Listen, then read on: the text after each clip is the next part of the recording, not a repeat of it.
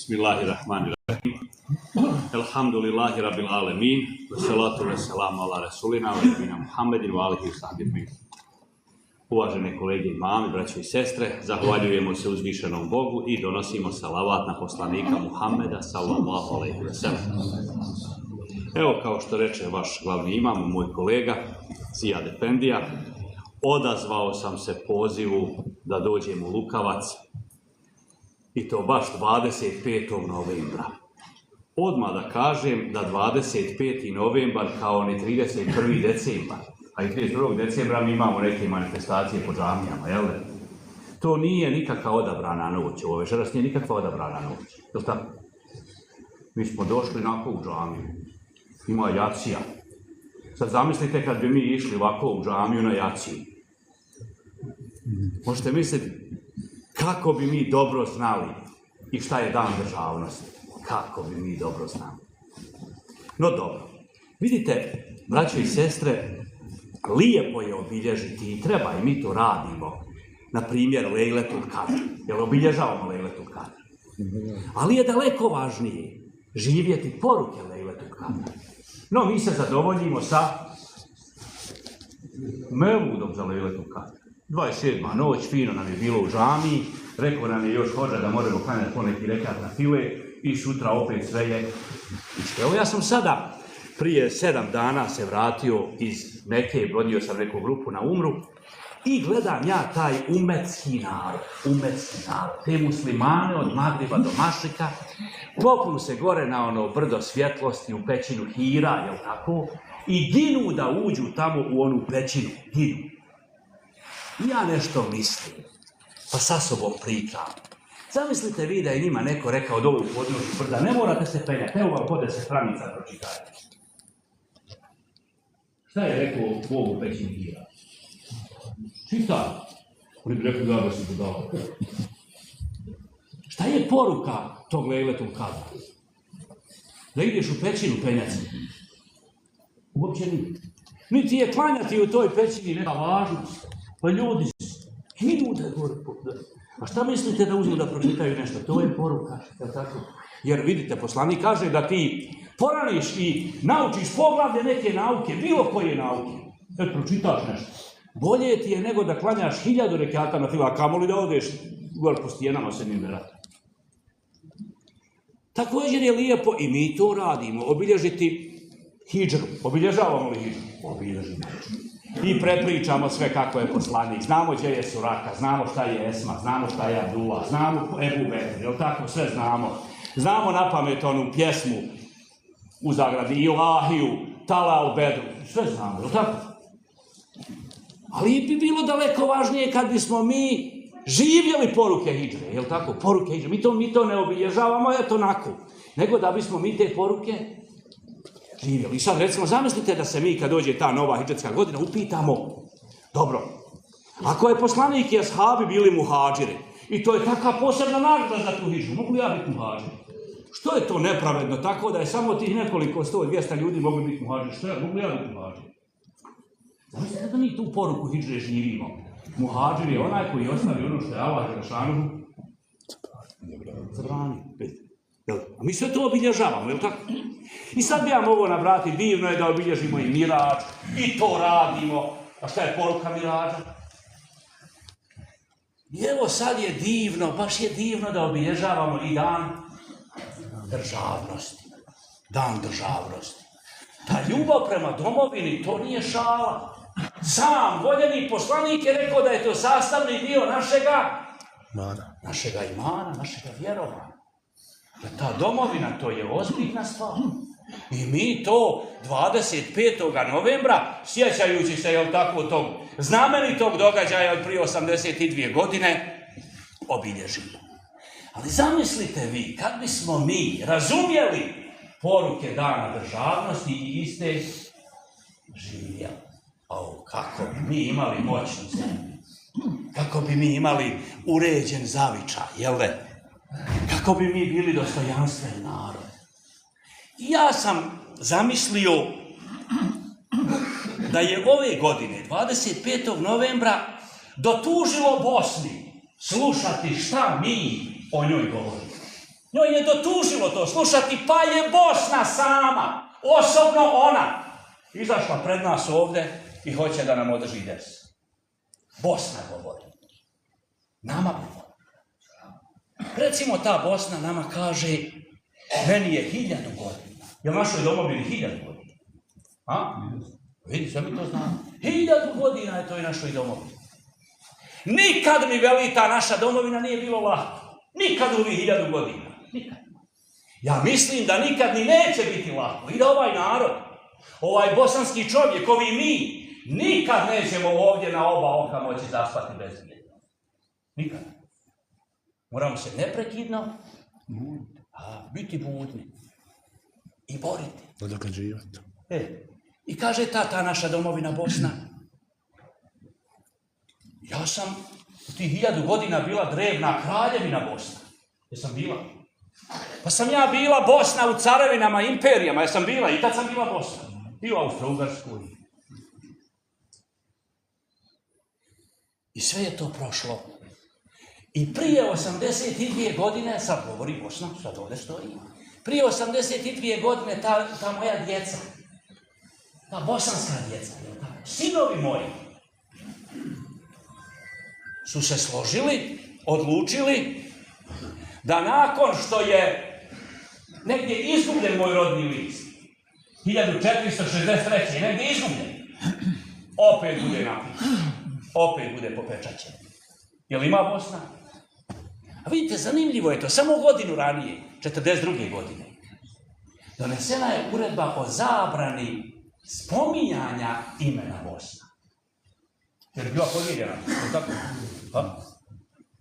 I tada jedan znameniti pjesnik, Enver Čolaković, je napisao jednu veliku, važnu, veliku pjesmu, zove se Bosni.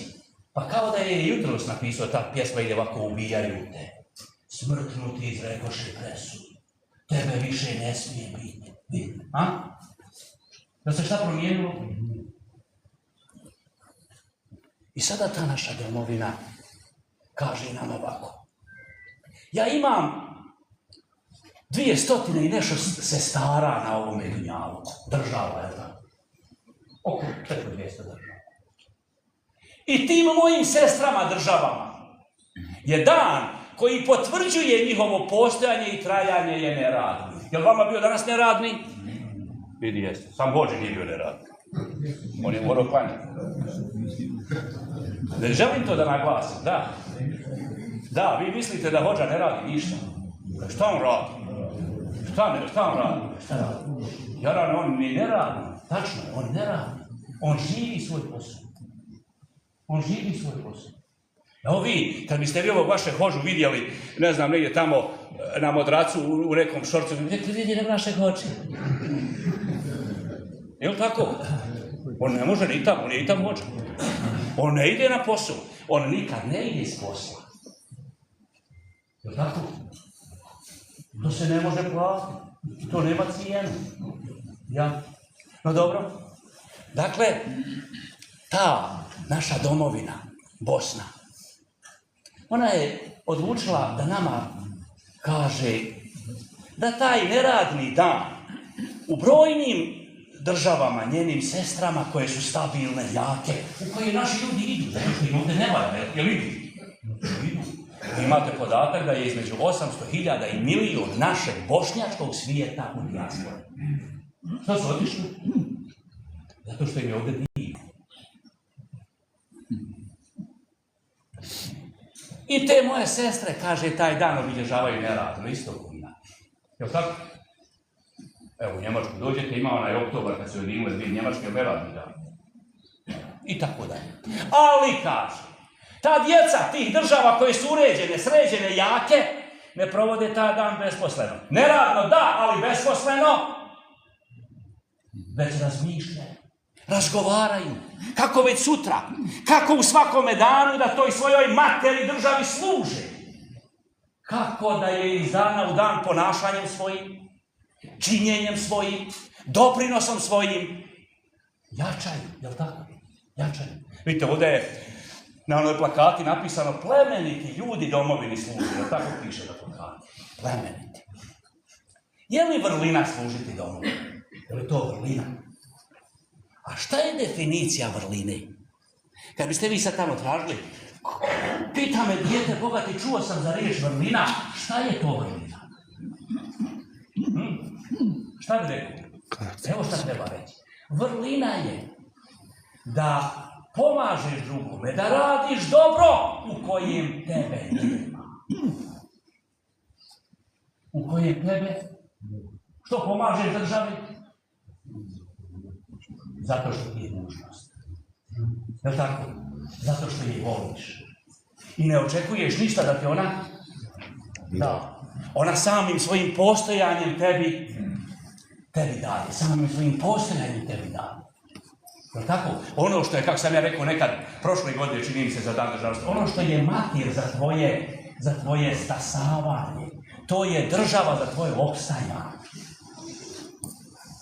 Bili mi mogli stasati bez matere, bez nekoga, neko nas je digo, jel? I dijete koje ostane bez matere i stasa, ali mater je sinonim za naše stasavanje. Država je sinonim za naše opstajanje. Dakle, ti ljudi u Njemačkoj, u Austriji, a mi se tim državama divimo, jel tako? Oni razmišljaju, razgovaraju kako da služim ja toj mojoj domovini. I sada kaže nama ova domovina Bosna naša, koja je danas izašla pred nas, dotužno je slušati to što mi pričamo o njoj. To što mi pričamo ništa ne mijenja, stavljamo. Ona hoće da nam govori. Kad ja vama imam prijedloge da dadnem neki, ja, mater vaša, hoću da vam kažem šta biste to vi trebali raditi pa da nama, vama, u meni i meni bude bolje. I kaže ovako, čujte vi djeco. Imate 7 godina, 8, 12, vi učenici u osnovnoj školi, pa i vi studenti. Neka ovaj 25. novembar kojeg vi danas obilježavate, jel tako? Neka u vas udahne novi motiv. No, zašto to dolazi svake godine? Zašto svake godine dolazi izlično? Što nam ulažimo jednom i dosta nam je? Da nas uvijek iznova podsjeti na šta? Na naše obaveze. Da te poruke obilježe naš život. Što je svake godine 25. novembar? Pa mogu ste reći obilježiti zbog glavi, što moramo vidjeti? Već svake godine Bosna nas podsjeća, dužni ste mi. Ja sam vaša mater. I zato sad ona kaže, djeco, udahnite u sebe novu snagu, novi motiv, djeco, da čitate, da učite. Evo ja slušam ovog kolegu, vi će pošaljite djecu u mete. I sad, znate šta, ja sad da sjedim dole, da ja sjedim gdje vi sjedite, ja ovo znam, evo isto ja govorim, a ja da sjedim dole, ispod ja bi rekao, ja budali. Šta njega briga za moje dijete? Je li moguće? Ja bih rekao odozdo, je li moguće? Ovom ovdje čovjeku više je stalo do mog djeta nego meni. Je li to moguće? Je li to moguće stvarno? Je li vi razumijete da ove hođe viču, daj pošaljite djecu u mete? Pa lakše i njemu sjedite u mete bez djeta. Dođe ovaj, obiđe ga, viče na poslu, sad jesam na poslu, jesam, sad ćeš, ja djeci ga vrtici, super. Čitaš nešto. Listaš oni telefon, ko ste svi listaju. A na poslu si. Ali šta je to? To je svijest da mi moramo sebe spasiti. Gdje je naš spas? I kaže ta naša Bosna. Te države, te u koje vi idete tamo naći kuću i sigurnost. Te države koje snagom isijavaju, toj snazi je obrazovanje izvor. Toj snazi, šta je izvor? Ne diploma kupljena negdje, na splavu nekomu, ne znam, i da ne nabrajam, znamo mi svi o čemu govorimo. Već istinsko, stvarno obrazovanje. Mi smo mali narod, mi nemamo resurse sada neke, ne znam ja nešto. A znate šta mi imamo? Mi imamo ovu inteligentnu, pametnu djecu koju mi treba šta? Obrazovati. Oni su, i to obrazovanje je snaga. Viš kad ne poslani? Lete gori idu da se uvuku onu pećinu Hira. I šta kad se vrati? Ništa. Opet ne čita. Šta mi se nam rekao, vidi, gori poslanik je obio naredbu i krenu. Čita, nema Allaha, gospodara koji stvara. Tako. Poslanik Muhammed, ali sam rekao, ko krene putem sticanja znanja, Allah Đelešanovu mu put u dženet olakša. Tako. Poslanik Muhammed a.s. rekao traženje znanja je farz. Farz. Izričita Božja naredba svakom muslimanu i muslimanki. Dakle, to nam govori ovaj dan državnosti. I sad zamislite vi da mi sutra došli u školu, došla ova djeca u školu i kažu učiteljice, profesore, juče je bio dan državnosti, rođendan domovine naše, matere naše koja je naša kuća, naš krov, naš zid. Mi smo narod, imamo državu. Ta država, taj jučerašnji 25. novembar je mene podsjetio da ja moram služiti ovoj zemlji. A ja sam mali, meni je 12 godina, ja sam učenik. Ne mogu ja ići na mješalicu. I ne znam ja šta. Odo se upisati u biblioteku. Hoću da čitam, jel tako? Je li to služenje domovini? Pa ipak. Džaba što je 25. bio i lani i ove godine, i sve godine. 1.700.000.000 u prošloj godini. Evo tu je premijer. Koliko je Tuzlanski kanton uplatio u kladionicu prošle godine? 1.700.000.000 federacija Bosne i Hercegovine je uplatila u kladionicu prošle godine. Šta mislite da smo išli u biblioteku? A ne u kladionicu. Kako bismo imali moćnu zemlju, jel ne? A kome smo dali 1.700.000.000? Onome što neće našu kuću. Mi vlastitim parama finansiramo rušenje naše kuće. Ja? Imamo dojavu da ne čuju, malo primaknuti ako mikrofon mogu. Dobro.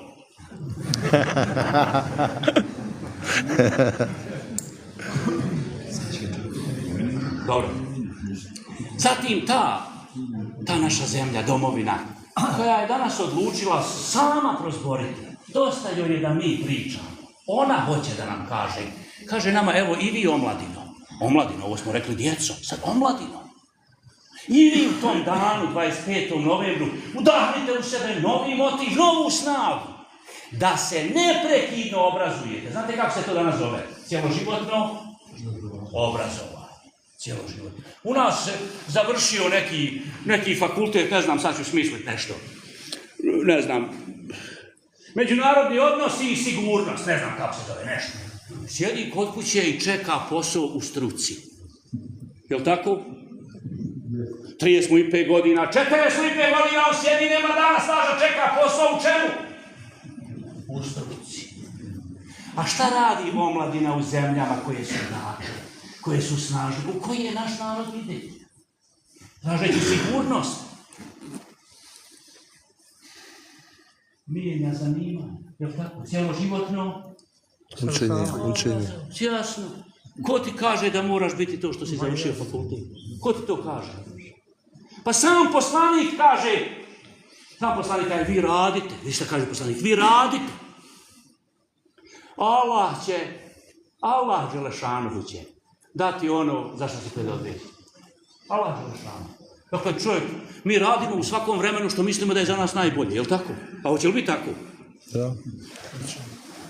Ja kad sam krenuo u medresu, nikako nije bilo logično da možeš u vojsci biti hođa. 83. godine, je li bilo logično? Meni djed rekao, i ti kada u medresu mora da se da u vojsci hođa. Mi djed bio pametan. A nije išao u školu. Ja, mudrost. Kako kaže Bog uzvišeni u Kuranu, men jetekillahe ježalehu furkana. Ko se Allaha boji, Allah Đelešanuhu mu dadne nastaviti istinu od vidi, mudrost mu dadne. Jer ti ljudi su bili vjernici. Dakle, ta omladina naša danas, 25. novembra, treba da čuje šta mu mater Bosna govori. Jer mi ne obilježavamo 25. novembar samo da odemo položiti cvijeće tim herojima velikim. Jel' tako? Već mi obilježavamo da poruke ovoga dana obilježe naš život.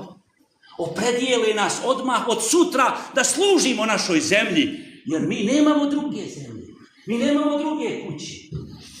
Mi imamo samo ovu. I gdje će živjeti naša djeca? Ako ta naša omladina ne bude usvajala nove tehnologije, ne da zna biti na ovim da usvoju nove tehnologije, TikToker. TikToker.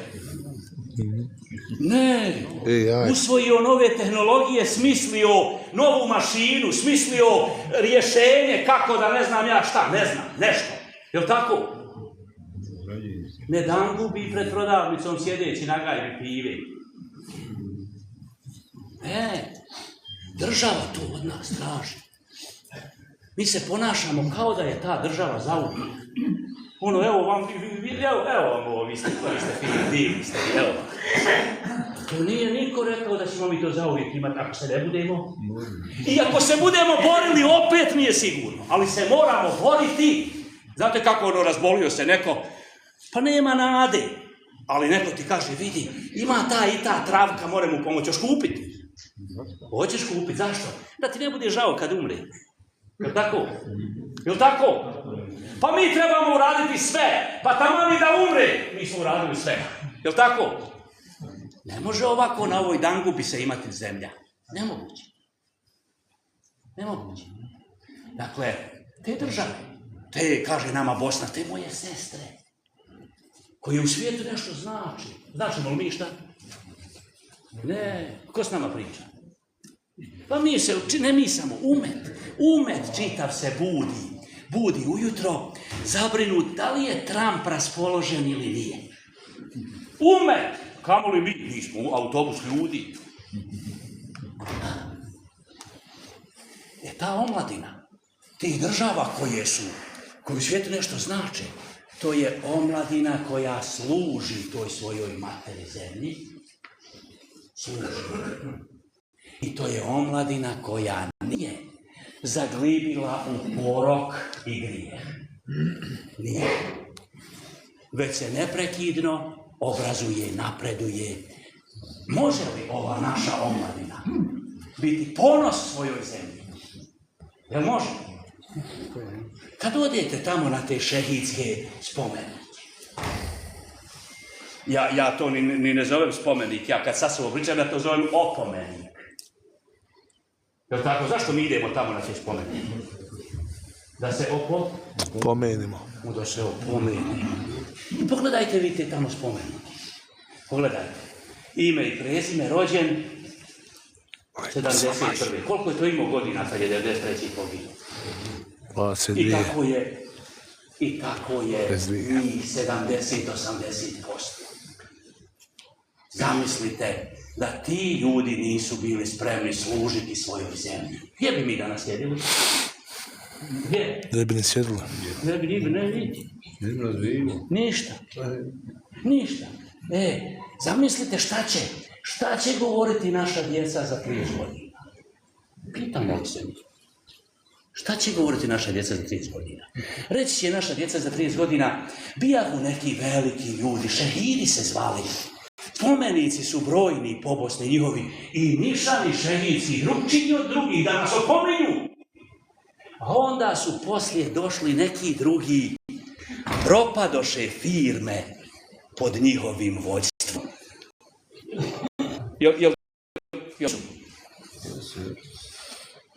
Sad zamislite koliko bi se toga moglo nabrojiti. I mi obilježavamo dan državnosti. Mi volimo našu zemlju, jel volimo? To je isto pitamo poslanika, ne, 12 rebu leva, znate koliko se me dao držati? Znate koliko to košta? Ja sam postavio to pitanje. Koliko košta Rebiul Evelsko tržište u Bosni? 100.000 maraka mi potrošimo da kažemo da volimo poslanika. Jel' tako? Pa ne moramo potrošiti ništa jer se poslanik ne voli stihom, nego se poslanik voli djelom. I danas, da uopće nismo obilježili 25. novembra. Da uopće nismo. Jel' tako? Ništa da nismo napravili. Nikakvu akademiju, ništa. Ali da smo već sutra, a i danas, a i u svakome danu, u granicama naših mogućnosti uradili za našu zemlju. Jer možemo svi uraditi? Svi. Ja jutros u stvari, sjedio s nekim ljudima, kajem ja da sam država, da se nešto pitam. Ja bi dao subvenciju svakome ko okrči njivu. Okrčio njivu. Evo ti 200 maraka. Evo ti 200 maraka. Zapuštio njivu. A vi drugo uključili. Zapuštio njivu, porez 200 marki vam. Šta mislite zašto su u Austriji njive tako čiste? A? Nisu oni nad ljudi, oni su koji mi. Samo ima odgovorna odgovorna država. Šta nama fali? Odgovorna država. Ne znam, imaju tako odgovorni, pa mi smo ljudi, mi smo država. Ili ne znam, ja podsticaj za poljoprivredu. Ja nisam ni za što toga ekspert, ja sam hođa. Ali ja gledam ko sve to dobije. Ima u Saksiji zemlji. Ja kontam, ja bi ovako. Kad bi ja bio, ja bi ovako. Koliko imaš krompira ostalo ti? 500 kila, donesi vam, evo košta, evo ti pare. Šta te briga kuća, baci u Bosnu, ali nisi proizveo, evo ti pare. Ti nisi ništa proizveo, nema ništa. To je to. Jel' tako? Jel' pošteno? Kako on donese papire? Ljudi, jedna krava, a 10 ljudi dobiju posticaj, svi isti pasoš nosaju. Pa možemo li mi imati državu? Nemoguće.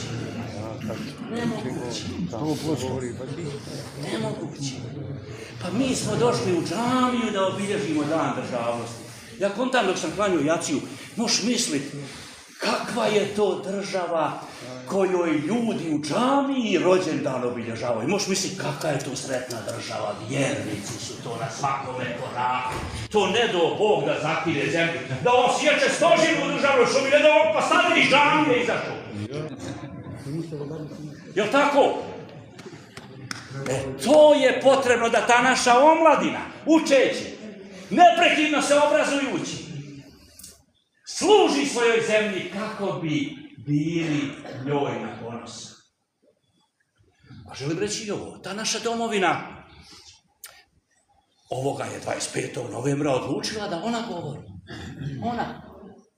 I kaže ona, vidi, i vi radnici, udahnite u sebe novi motiv. Pa smognite u ovom važnom danu, 25. novembru, novu snagu. Da vrijedno radim. Da pošteno radim. Jer sve moje države, sve moje sestre države u koje vi hoćete da idete, one su jake, snažne i u svijetu poštovane zato što cijene rad i poštenje. I kaže sad ta naša zemlja. Meni je stvarno mučno. Govori Bosna, kaj meni je mučno. Dotužilo mi je da gledam kako se taj čovjek Bosne, taj moj sin i kćerka, već 30 godina dovijaju da dođu do posla na kojem se ne radi. Jel' tako? Imam super posao, ne radim ništa. To je ponos. Pa mi slavimo te ljude. Kako je Lavčina, Kako je on? Kako si uspio? Ima super posao, ne radi ništa. I mi sad, šta mi hoćemo? Mi kajemo dijete, hajde idi u školu. Što? Pa da ne radiš ništa. Jel' tako? Da se uhljebi. Šta je još davno, ja nekad davno čitao Platon, veliki Platon, on je se bavio državom, jel' ne? Napisao knjigu, Država. On kaže, država je, pravljenje države je promjena svijesti kod ljudi. To. Pa mi sad, znači, trebamo mijenjati svijest. Ne da imam posao da ne radim ništa, nego ovo što radim mi je malo. Hoću još. Jer to od mene traži ko? Moja zemlja, Bosna. A poslanik je rekao da je ljubav prema njoj sama vjera ima. Hubul, Betan i Ninel? Ima. Ali kaže ta naša domovina još i ovo. Mučno mi je gledati. U posljednjih 30 godina vrlo mučno. Kako se taj radnik, taj čovjek Bosne, taj moj sin i kćerka, u brojnim privatnim preduzećima, ne svim, ima divnih poslodavaca, osjeća zakinuto, obespravljeno. I hoće da ide u kuću moje sestre Kauzije. Što je otišao iz Bosne? Pa je, ljudi moji, ko bježi od dobra? Hoće da ide u kuću moje sestre Njemačke i Slovenije. Što? Zato što se tamo vrijednuje rad i pošteno Plati se. Možemo li mi šta promijeniti? Pa ljudi, neće nama niko promijeniti naše stanje. Niko. Ako sam se. Niko. Nabrojite visoke predstavnike koji su bili u Bosni. Karl Bildt, Karl Sessedor, Pedješ down. Pediješ Down, pa onda onaj Schmidt. Petrić, pa onda onaj Švarčili, pa onda onaj iz Slovačke, kako se zvao. Ja, pa tako da, pa ljudi, to je plejada ljudi, šta su promijenili? Ništa. Jel ti to došao kršćavni? Ništa. Ko nam je sio šenicu? Ja. Eto, dakle, ko će nama napraviti to bolje stanje u našoj zemlji? Ko? Zašto mi obilježavamo 25. novembar? Što? I nama je glavna briga, sada vidimo mi, a oni tamo obilježavaju. Pusti to. Nadahni se porukama 25. novembra. Nadahni se tim porukama. I učini što je do tebe. Pa do tebe je da očistiš svoju avliju. Do tebe je da u ovoj gnojnici sutra, sad ću se prisjetiti, ja jednom bio u jednom selu kod Zenice, večer Kur'ana. Isto pošto se oni trpaju u pećinu, ali je neko kaže, pročitati gdje se stranica od mene. Ja bio u tom jednom džematu, puno svijeta ljudi. Ima, koliko ima u džami, ima toliko napad. Došli, na šta su došli? Na večer? Pa golemo je to. Slušat će učenje. Ja njima kažem ovako kažem. Počinjem ja moj ders. Kažem, sutra u 8 sati. Ovdje pred džamijom okupljanje. Imamo akciju. I njemu da tužimo. Imamo akciju. Idemo mezarje očistiti. Idemo ove ograde pokraj puta popraviti. Onu tamo jednu deponiju smeća divlju sanirati. Koliko će vas doći sutra ujutru na akciju, kažem ja. Kaže, on neće ni 10. Kaj me, eto vam večer Kur'ana. Jel razumijete? Šta sad ima Kur'an od toga što si ti slušao? Šta ima od toga? Šta umet ima od toga što ti sad slušao Kur'an? Šta ima od toga? Šta imaš ti od toga? Šta imamo mi od toga što je danas 25. novembar? Šta imamo od toga? Ništa ako se porukama koje nam 25. novembar emitira da je ne oplemenimo. I zato ta naša Bosna, koja je odlučila sad, 30 godina poslije ovoga mira, primirja, mirovnoga plana, odlučila da osobno govori. Neće više da sluša što mi govorimo. Ona govori. Kaže, a i vi parlamentarci, a i vi poslanici, zastupnici, i premijeri, i ministri, svi vi koje vas, mi jednim imenom zovemo Političar. Možete li vi u ovome danu udahnuti u sebe novi motiv, novu snagu? Da služite kome? Domovini našoj. Nama. Zajedno. Svi. U slavu naše zemlje. Jel' tako? Imala sam ja, kaže ta naša domovina, velikih heroja u proteklih 1000 godina. Historija ih pamti, jel' tako? Veliki. Znamenitih ljudi koji su služili ovoj domovini i mi ih slavimo, jel' tako? Među njima slavimo i naše šehide. I kaže domovina, eto i vi ovi nabrojani parlamentarci svi, i vi se nekad sjetite. Sjetite se ovih heroja, jel' tako?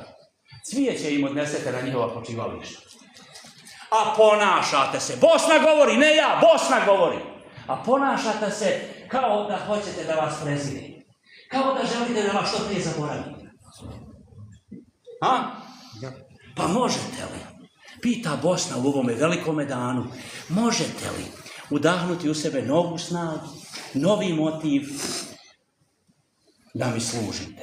I da svi ovi ljudi, da svi mi, s vama na čelu, gdje god da dođemo, možemo ponosno reći ja sam iz Bosne. Jel možemo? Pa možemo. Vjerujte da možemo. Mi zaslužujemo mnogo više. I mi zaslužujemo mnogo bolje. Mnogo bolje zaslužujemo. Mi to možemo. Moramo govoriti tamo gdje treba govoriti. Ne smije vjernik šutiti na nepravdu. Smije li šutiti na nepravdu? Ne smije. Ne smije šutiti. Allah Đelešanuhu će pitati, što si šutio kad si vidio nepravdu? Će pitat? Rećeš, bojao sam se ljudi. Tako ćeš reći. Allah će reći, šta će Allah reći? Mene si se trebao bojati. Ja sam preči da me se bojiš. A ako si se mene bojao, onda si govorio si onda. Rekao si, ne može to. Ne može. Tako ne može. Protiv toga i protiv takvih nepravdi i toga se mora boriti. I vidite, sada zaključit ću ja ovo moje predavanje još malo. Vidim ja, još me slušate, pa... Kažu ovi mufesiri koji se bave tumačenjem Kur'ana, oni kažu da ima jedna centralna tema Kur'ana. Puno je tema u Kur'anu. Ali kad se sve to sabere i izanalizira, kažu centralna tema Kur'ana je takva. Bogobojaznost. Dobro, kad bi vas sada neko, kao što sam malo prije pitao šta je dobrina, pa ste vi išli, neko vas je sreo na ulici, vi ste objasnili. Kad bi vas sad neko pitao, a šta je to bogobojaznost? Kad sama riječ bogobojaznost, znači da bi se ja trebao nekoga bojati. Kakav je taj naš gospodar svjetova? On je sebe opisao Er-Rahman, milostivi sam milosti. On uzvišeni u hadisi kuci kaže, moja milost nadvisuje moju srđbu. Kaže, moj oprost je brži od moje kazne. A ja sam, Bog govori, a ja sam milostiviji prema čovjeku od majke prema njegovom djetetu. Pa zašto se da trebamo bojati ovakvog stvoritelja? Kakav stvoritelj? Šta je bogobojaznost? Zapamtite, braćo. I ovo ima itekako veze s domovinom. Znate, naš narod ima jednu divnu mudrost, poslovicu, u nizu hiljada mudrosti, u kojoj kaže, ko se ne boji Boga, boj se ti njega. Ko se ne boji Boga? On kad broji naše pare, on će ukrasti. Ne vidi ga niko, je li tako? A Boga nije. Šta je bogobojaznost? Bogobojaznost je biti svjestan Božije sve prisutnosti. Jel u Mektebu učimo Bog sve vidi, Bog sve čuje, Bog sve? Zašto to učimo? Što? Da na pamet izdefiluje, da klamujemo hođi i kaže, odmislio sam učio sifata, evo 5, gotovo. Ne. Mi to učimo kako bi to bilo s nama. Gdje? Na svakome mjestu. Bog sve čuje, Bog sve vidi, Bog sve zna. On je sve prisutan. Pa bi se moglo kratko reći, susreo vas neko tamo na cesti i pita šta je bogobojaznost, a ti kažeš ovako, najkraći, najjednostavniji. Bogobojazan je čovjek onaj koji tajno ne čini ono što ne bi činio. To je bogobojazan čovjek. Znate, kad dolaze Omeru radijallahu anhu, jedan čovjek i kaže, vidi Omere, vladaru pravovjernih, ja se plašim da sam licemjer. Jesam li ja licemjer, pita on Omera. Kaže njemu Omer, klanjaš li kad te niko ne vidi? Kad klanja, kaj nisu licemjer. Svidio? Je li tako? Nema nikoga. A ti ustao klanjati. Što si ustao klanjati? Se boji Boga. Vidi, samo to on vidi. I sada tu bogobojaznost, Allah Đelešanu je nama naredio. Ja ejuhelezina amenu tekullahe haka tukati. Jel tako Bog kaže? Bojte se, a o vjernici, bojte se Allaha, ali stvarno se bojte Allaha. Istinski, haka tukati. Jel tako? Šta ćemo mi? Vidite da kakav je čovjek. Čovjek, ako mu kažeš, vi trebaš klanjati, on kaže, dobro, šta ću dobiti za to? Tako? Šta ću ja dobiti za to ako sam ja bogobojazan? Šta mi je rod? Povratno. Bog uzvišeni kaže ovako, meni je tekila jeđa lehu mahređa. Ko se boji Allaha, Allah će mu iz svake situacije dati izlaz. Svake situacije. Kako je rekao poslanik, vjerniku je uvijek dobro. Je li uvijek dobro? I kad nema izlaz, za njeg ima izlaz. Jer on zna, ako ne zna on naći izlaz, on zna da Allah hoće da sad nema izlaz. Jer vjerniku je uvijek dobro, on uvijek viče elhamdu. Vjeruje tako. Ja neki dan umrla jedna mlada žena u 42. godini. Sitna djeca ostala i sad ja trebam nešto da kažem. Kažem ja ovako, vidite braćo, na našu pamet i da smo mi odlučivali, mi se nikad ovdje ne bi sakupili radi ovog razloga, je li tako? Jer na našu pamet ovo nije u redu. Ostalo dijete drugi razred škole. Jel u redu? Na našu pamet to ne bi se desilo, jel tako? Ali, vidiš šta vjernik zna? Vjernik zna da je poslanik rekao da svaki čovjek s ovog svijeta ode kad je za njega najbolji. Ko je to rekao? Poslanik. Možemo li to dokučiti? Je li izlaz? Jeste izlaz? Dakle, taj muž, taj otac, taj mater znaju da je to za umrlu osobu. Kad ćemo spoznat kad i mi odemo tamo? Ali je izlaz. Ko se bude Allah Đelešanuhu bojao, kaže da ćemo opskrbu odakle se i nena. Jer duhu min hajtu laja kesib. Opskrbu. Kako će Allah dati opskrbu? Pa i šta je njemu teško? On kaže, o Musa, kako je? O Musa, moje riznice su pune i nikad se ne prazne. Kaže dalje, inel mutek ne fazi. Vjernici će, bogobojazni će postići ono što žele. Žele na dunjaluku biti sretni, na ahiretu postići će. Zašto? Zato što znaju da je Allah sve prisutan. Na čim znaju negdje? Ne, ko se boji Boga? Ko zna da je Bog svugdje? On neće otići negdje tamo gdje nema sijalice pa drogirac. Jer nije se sakrio. Jel se sakrio? Nije se sakrio. Vjernici će doći, kaže Bog uzvišeni, ti bogobojazni, ime pamet, emina, sigurno. Vidite, ta bogobojaznost, to je ono, zašto 25. novembar? Ta bogobojaznost, ta vjera naša, ima svoje manifestacije. Jel' tako? Šta je vjera?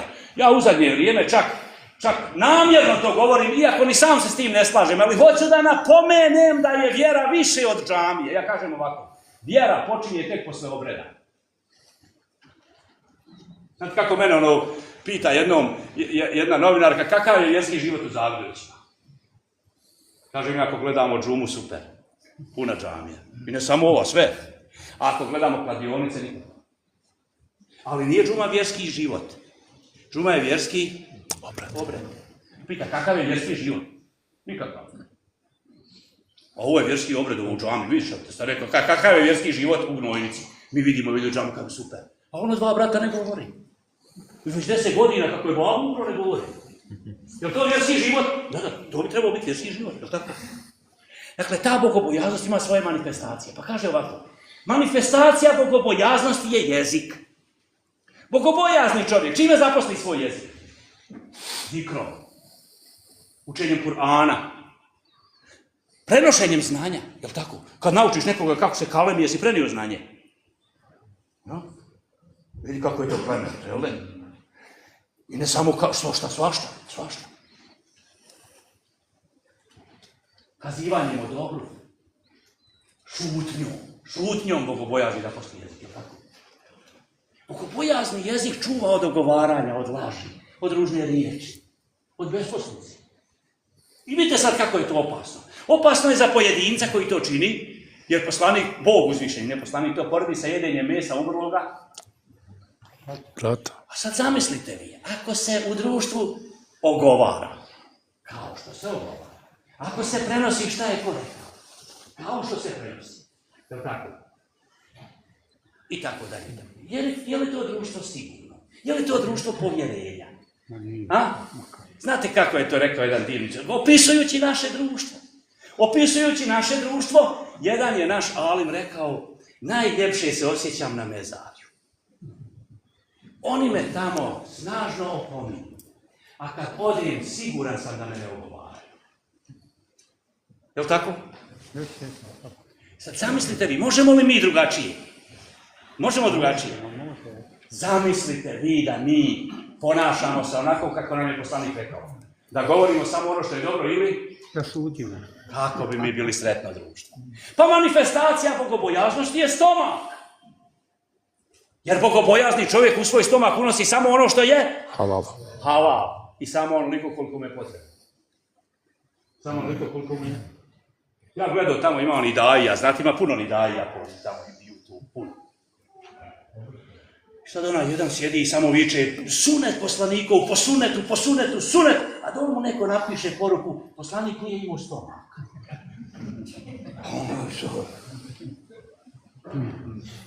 Šta je vjera? Onoliko koliko ti je.